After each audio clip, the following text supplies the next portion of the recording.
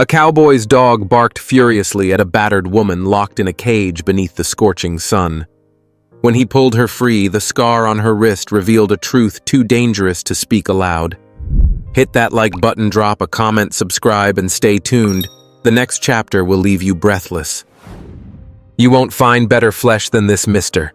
Strong hips, teeth still good, and she'll give you a son or two before the year's out if you don't work her to death first. The man with the greasy hat spat on the dirt as he leaned against the rusted cage. Inside, the heat was near unbearable. Iron bars had been sitting in the sun since morning, and the women pressed inside shifted like cattle penned for slaughter. Some kept their heads down, some stared off as if already gone. But one, just one, clung to the bars, her hands torn, raw eyes sharp as broken glass, though her lips were cracked and bleeding. Crow Chuck Coleridge's old black dog barked so hard his chest rattled. He pulled against the reins, dragging Chuck toward the cages.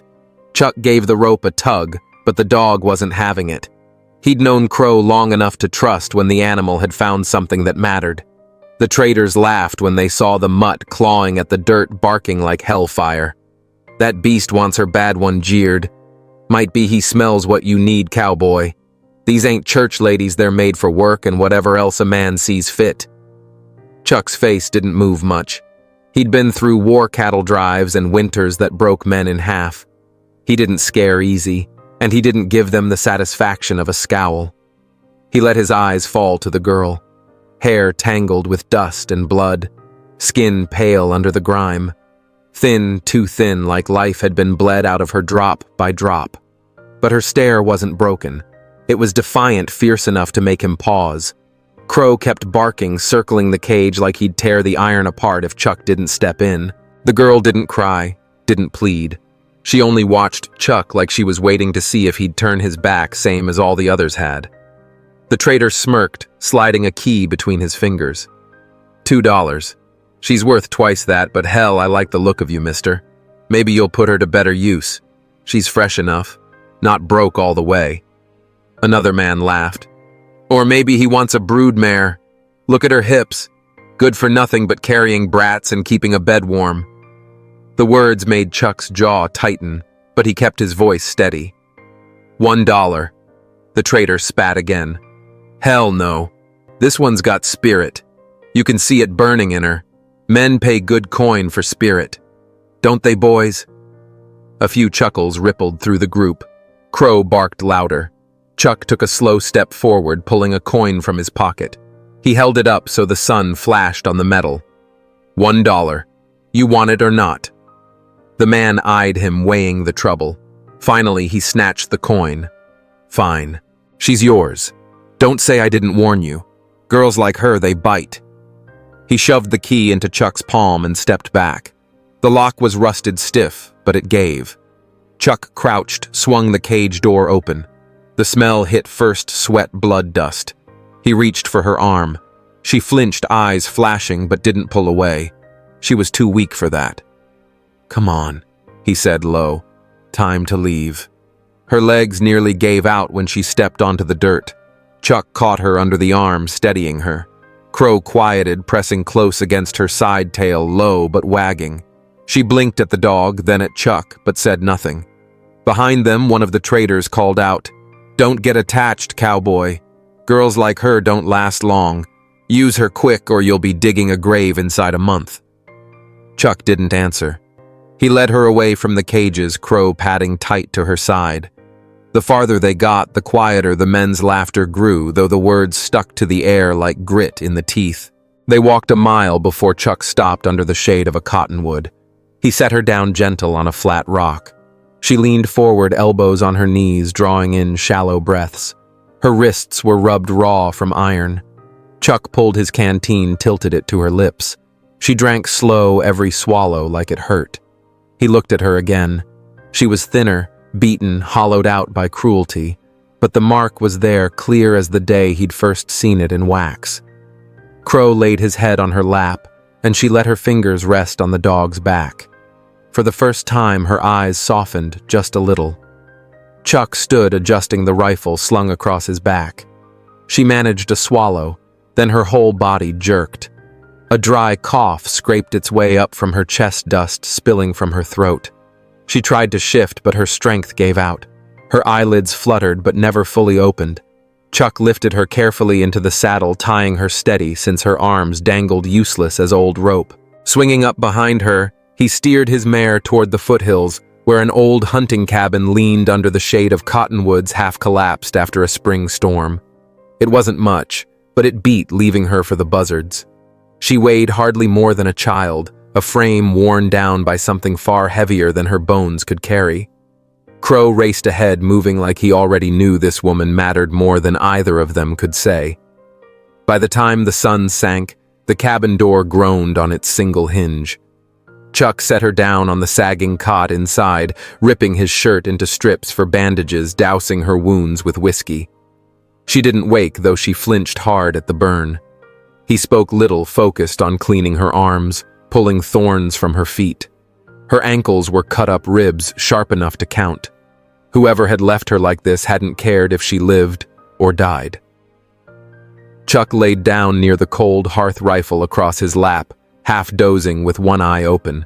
Crow curled on the floor beside her cot head, resting on his paws, eyes fixed on her chest, rising and falling. 2 days passed before her eyes finally opened. They were green, not pale, but deep, like moss on wet stone. She didn't speak, just stared at him. He held out a tin cup. She took it, drinking slow without a word. "You know where you are?" he asked. Her lips parted. "No." She said nothing more. "Name?" A pause, then soft. "Don't know." He frowned. "You don't remember, no. Maybe a lie. Maybe the truth." Chuck knew too well that a wounded woman's lie could be worth listening to.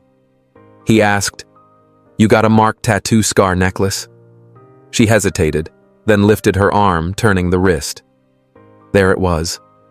A strange burn, circular, deliberate. Not the kind of brand ranchers used, but something older. Chuck kept his face blank, though something cold stirred inside him. He'd seen that mark before on a letter sealed with wax, his name burned into the corner. Back before cattle drives and long silences, Chuck Coleridge had been promised to a girl. It had been a deal between two families. She'd come from eastern Missouri, daughter of a glass merchant whose debts were drowning him. Her name had been Hannah Vexley. Chuck had never met her, only seen her likeness painted on the back of that letter, and the same mark burned into the seal. Her mother, he'd heard, believed the circle kept away evil. 2 years later, the girl vanished and the marriage was called off. Chuck hadn't thought of her since. The woman in his shack healed slow. She barely spoke but missed nothing. When Crow left her side chasing snakes or rabbits, her fingers twitched against the cot like she felt his absence. She slept with her hands clenched like claws, crying out at night, not in words but broken sounds. Maybe names, maybe memories she hadn't claimed yet. Chuck didn't push her. Not yet. One morning her voice came quiet. "Why'd you stop? Crow found you." She glanced at the dog. He met her eyes steady. "Why didn't you leave me? Didn't feel right. You've done wrong before." He met her stare. "Plenty." She nodded like she already knew. By the 6th day she could stand. Chuck handed her an old work shirt and a belt to cinch it close. She accepted it with a kind of quiet grace, like she'd learned not to ask for more than given. "You'll need a name," he said. She looked out the window. "I like Hannah." He didn't flinch, just watched the wind flatten her hair against her cheek. "Hannah it is." Crow gave a soft whine and the room went still. She turned to the dog, speaking not to Chuck, but to the air itself. "I think I was meant to find you." Chuck said nothing. Outside, the wind picked up.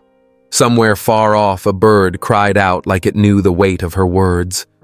Days later, he found her by the hearth, trying to spark a fire with bare hands, striking stone against stone till her fingers blistered. Her face looked hollow, her eyes burned with rage. "Who did it?" he asked. Her gaze went distant. "They thought I was dead." Chuck gave a slow nod.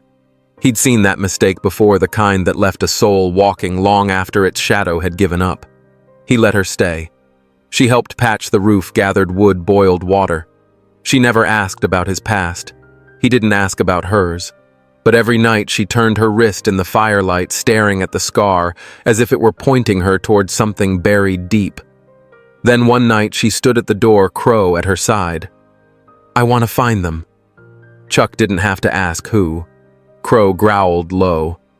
"I'll need a gun," she said. "You ever fired one? No." He opened the old trunk. Inside lay his father's Colt Navy, blackened with age.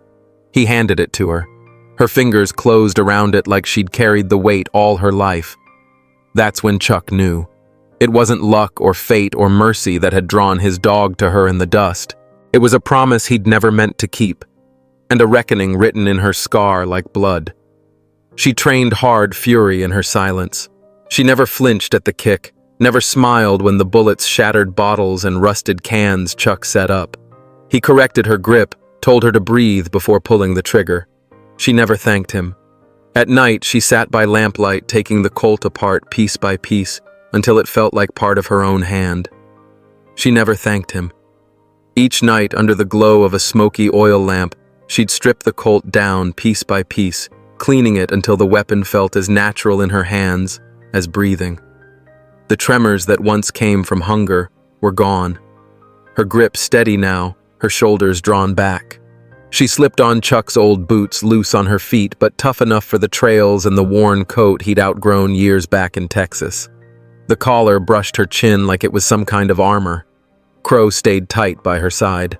Together, the three of them checked the creek, read the wind, and circled the ridges as if they were waiting for something dark to catch up.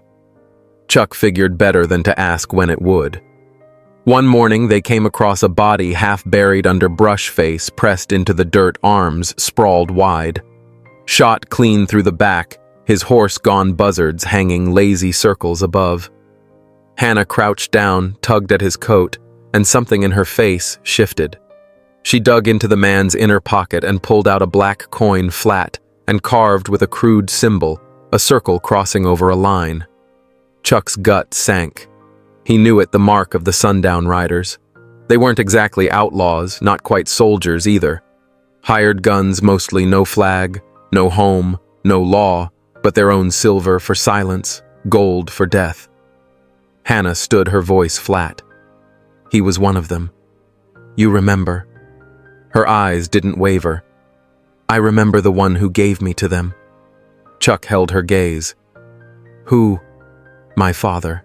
She said it sharp, plain, with no tears and no catch in her throat, just a truth cold as steel. Crow growled low, the wind shifting around them. They turned south toward Dustwhip, a town suffocated by salt and bones where folks swore the riders had last been seen. Behind them, the shack stood empty as a grave stripped clean. Hannah wore the Colt at her hip now, her hair tied back with rawhide, her shoulders narrow but firm.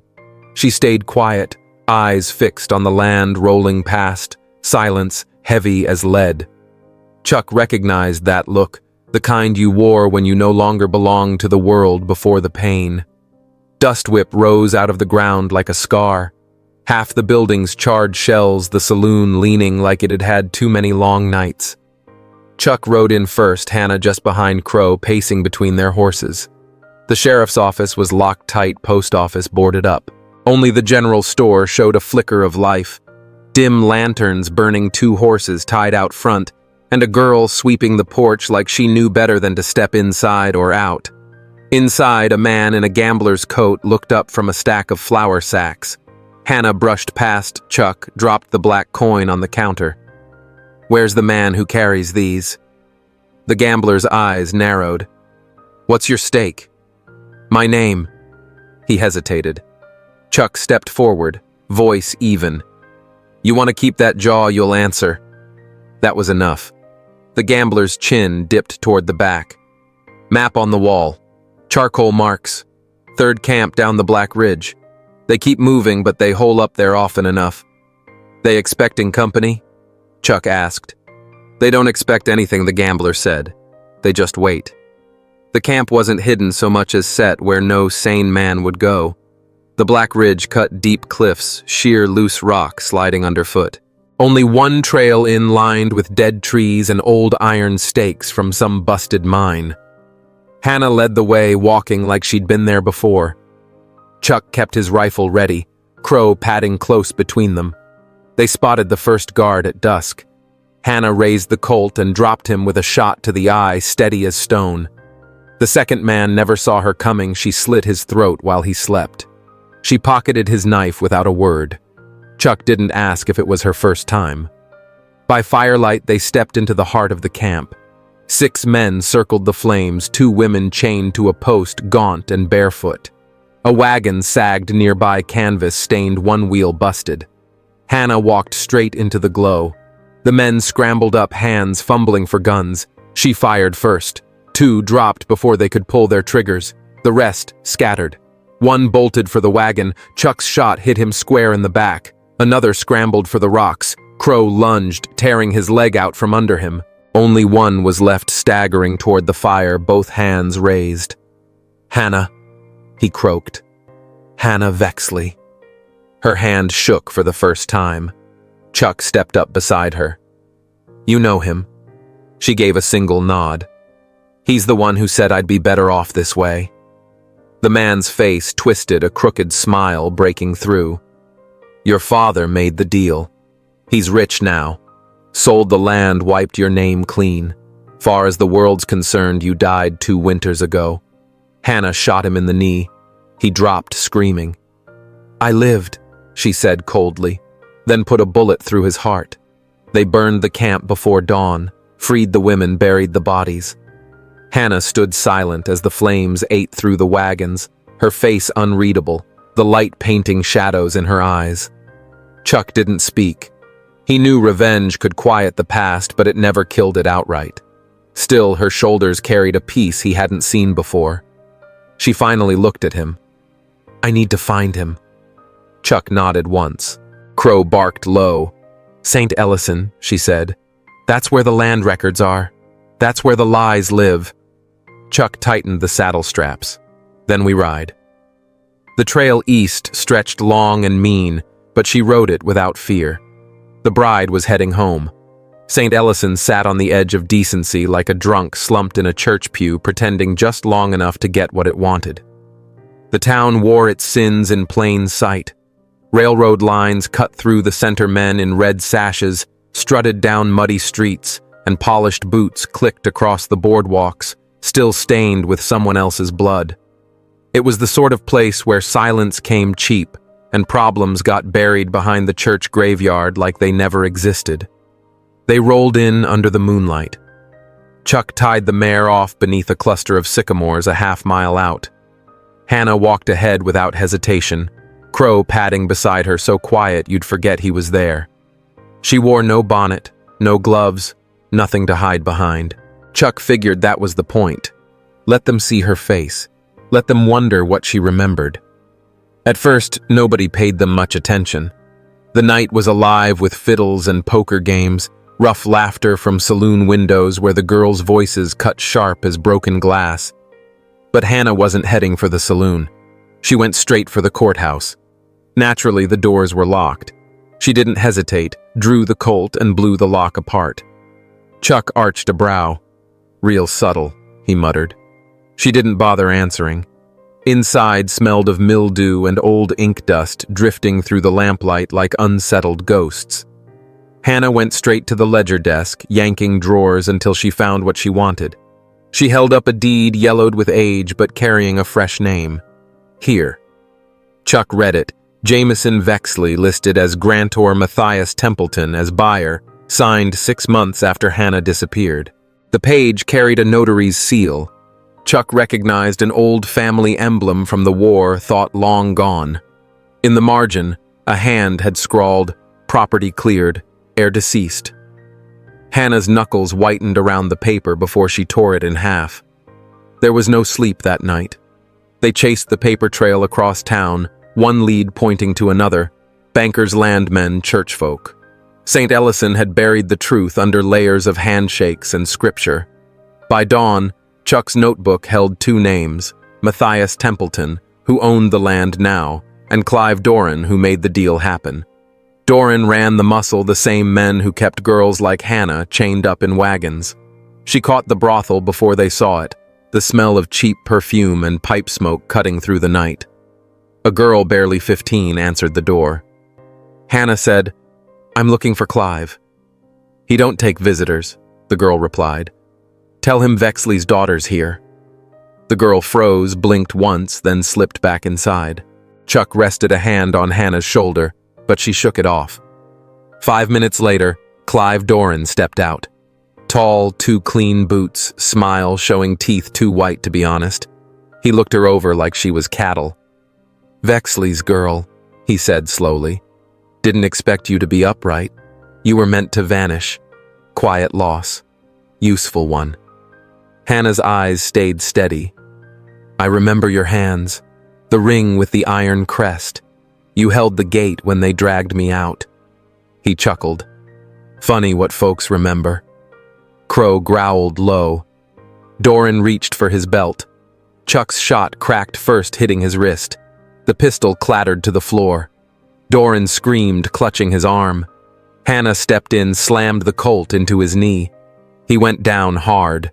She crouched beside him, voice flat. "You're taking me to Templeton. Now." Templeton's mansion sat high on the west side of town, windows staring down over everything rotten beneath. They hauled Doran up the walk like a sack of grain. The butler opened the door, went pale at the sight. Hannah ordered, "Tell him." Through clenched teeth, Doran rasped, "She's here." A few tense minutes later, the door opened wider. Matthias Templeton stepped out in a velvet coat, the same emblem on his collar as the seal in that courthouse. His hair had gone white, but his eyes still hollowed you out when they landed on you. He looked at Hannah like she was smoke rising from the grave. "You were just a child," he said quietly. "It was business. I'm not a child anymore." Chuck's voice cut sharp. "You sold her family's land. You signed her death." Templeton's gaze flicked to the dog, then to the fire in Hannah's eyes. "I can't undo it." "No," Hannah said, raising the Colt. "But you can pay."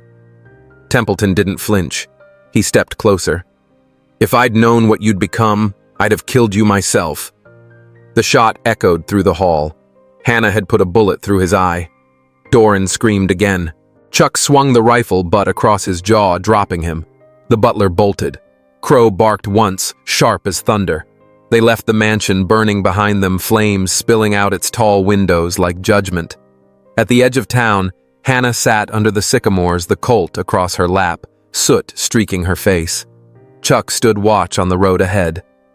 "You could leave," she said softly. "Go back to the land." He shook his head. She looked at him. Really looked.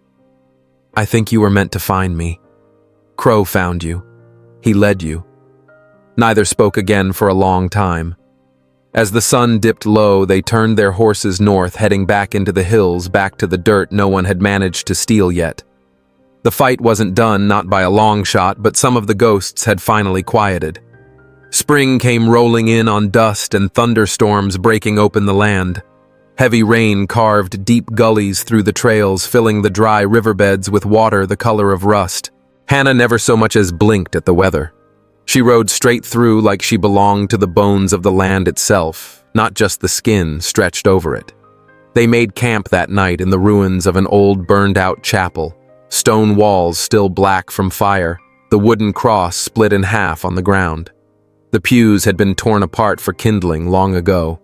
Chuck got a fire going anyway, while Crow curled under the broken altar like he'd found himself a den. Hannah knelt by the shattered pulpit, tracing her fingers across names and dates carved by hands long dead. "You ever believe in God?"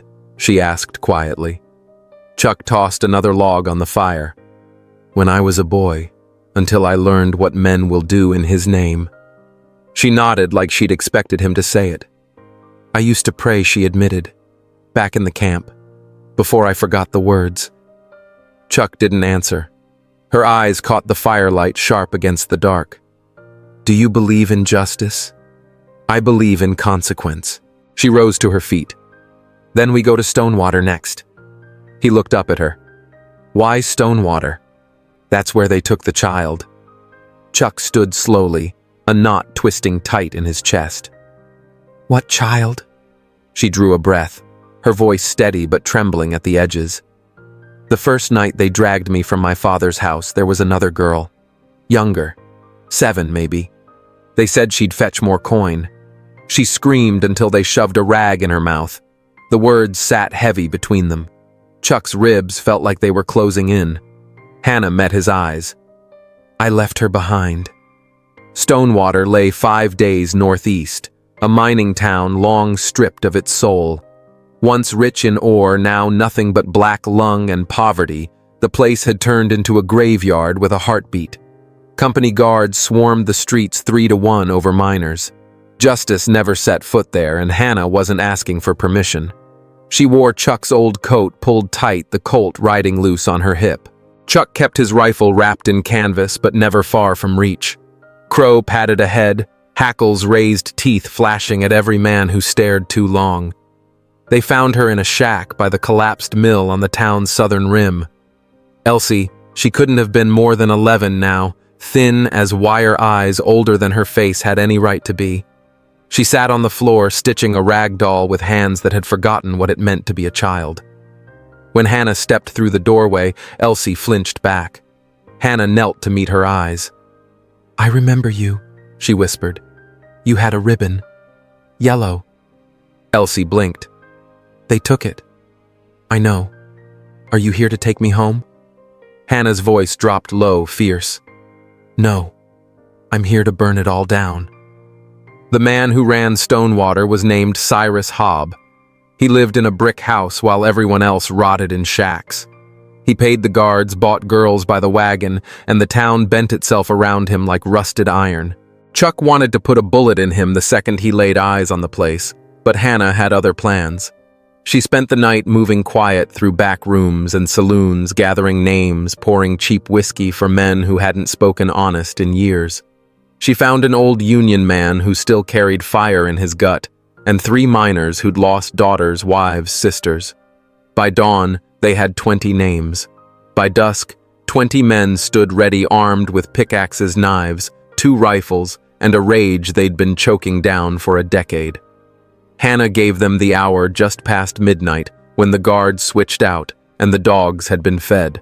She didn't promise any man he'd live to see sunrise. She promised reckoning. The night went silent, burning blue with fury.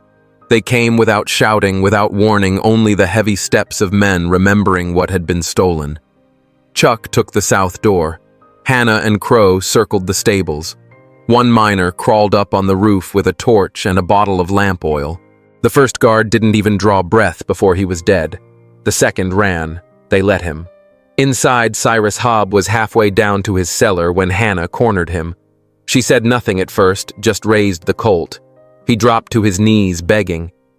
Do you know how many nights I prayed for this? She asked, her voice steady as stone. He stammered, offers money land silence. Her hand didn't shake. She was 7. The gun cracked, and Cyrus Hobb fell blood on his lips. The blaze spread quicker than anyone thought it would.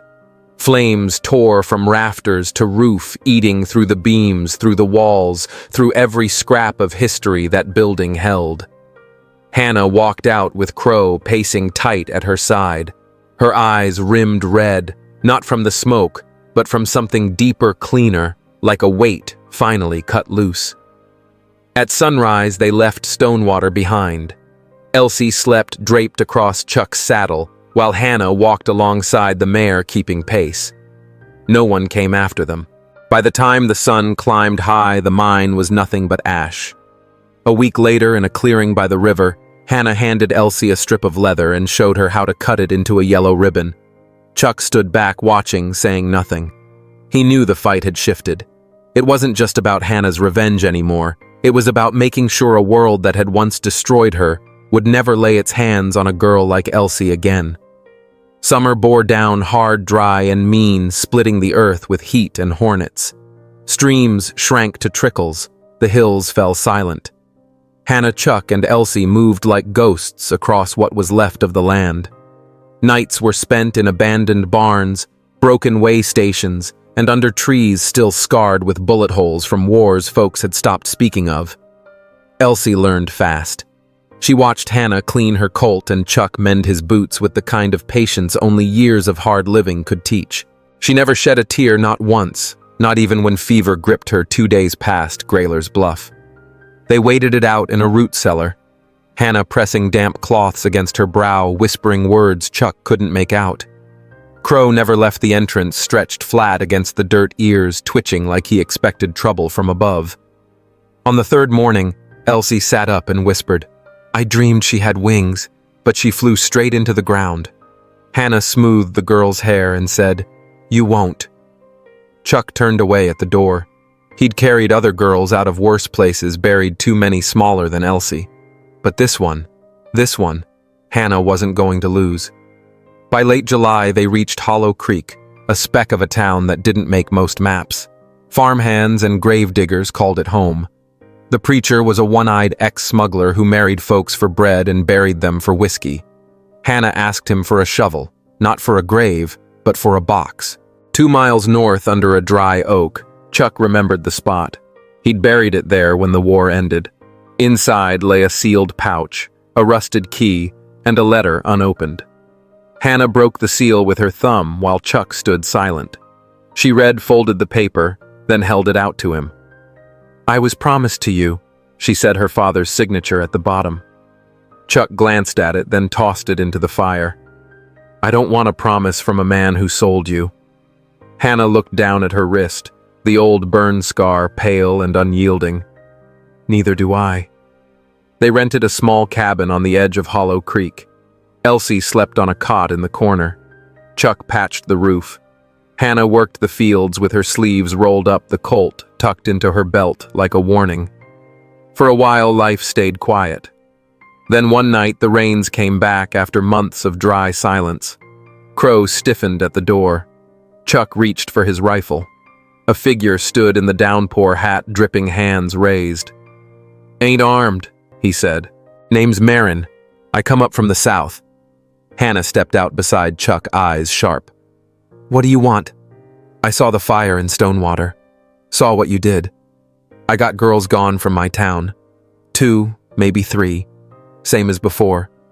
I figure you might be the kind that puts a stop to it." Hannah studied him for a long stretch of silence. Then she gave a single nod. "You'll have to pay. I don't have coin. Then you'll bleed beside us." The man nodded. And just like that, Hannah's war wasn't over. It had only shifted ground. A year rolled by. Hannah rode less, but she trained Elsie with flint and powder, with eyes sharp to catch lies. She showed her how to track, how to disappear into the world without losing herself. Chuck moved from town to town, quiet, as a whisper, talking with widows, old soldiers, and orphans who remembered the faces of the men who took everything. They left messages hidden in tree hollows, signals made of twine and stone. From the forgotten, a quiet army began to rise. They called themselves the Ash Mark, after the scar on Hannah's wrist, after what had been burned and could never be rebuilt. One evening, Hannah stood at the back of the cabin looking out over a wheat field gone gold in the blood-orange light of dusk. The wind barely stirred. Crow sat close, muzzle gray now with years. Elsie picked wildflowers by the fence, a yellow ribbon in her hair. Chuck leaned on the porch rail, watching them both. "You ever wonder?" Hannah asked, "what it would have been like if I'd stayed dead?" Chuck let the question hang, then finally said, "No." She glanced back. "Why not?" "Because you didn't. And everything after that's yours." She turned back toward the horizon. "No, it's hers now." She nodded toward Elsie, ribbon bright in her hair knife at her belt boots dusted in soil. The wind moved through the field like a living breath. Hannah raised her hand and Crow followed without a word. Chuck stepped off the porch. Elsie looked up and smiled, small and strange, like someone who had walked through hell and found her way out. The land stayed the same, but the people walking it had changed, and that was enough. That was the ending Hannah chose. She never once looked back. All right, folks, we've just come to the end of this story, and I have to say it's one that sticks with you long after the last line. On the surface, it's a gritty western about revenge, survival, and gun smoke in the wind. But if you look closer, it's a story about choices, about scars we carry, and about what we do with the pain life throws our way. Hannah's journey isn't just about getting even. It's about turning something broken into a kind of strength. She could have stayed down, but instead she stood back up, not just for herself, but for Elsie, for every soul who never got the chance. And Chuck. He reminds us that sometimes doing the right thing doesn't come with glory or reward. Sometimes it's just about not walking away when someone needs you most. What I love about this tale is that it doesn't shy away from the ugly truth of the world, corruption, cruelty, betrayal. But it also shows us a sliver of hope. It says that no matter how burned or scarred you are, you can still choose to fight for something better. That's powerful, and honestly, it's something we all need to hear once in a while. Now I want to know what you think. Did Hannah make the right choices? Do you believe revenge really brings peace, or is it more about protecting the next generation? Drop your thoughts in the comments. I'd love to hear your take. And if this story hit you like it did me, don't forget to like, share, and subscribe so we can dive into more stories like this together. So tell me, friends, what lesson will you carry from Hannah's journey?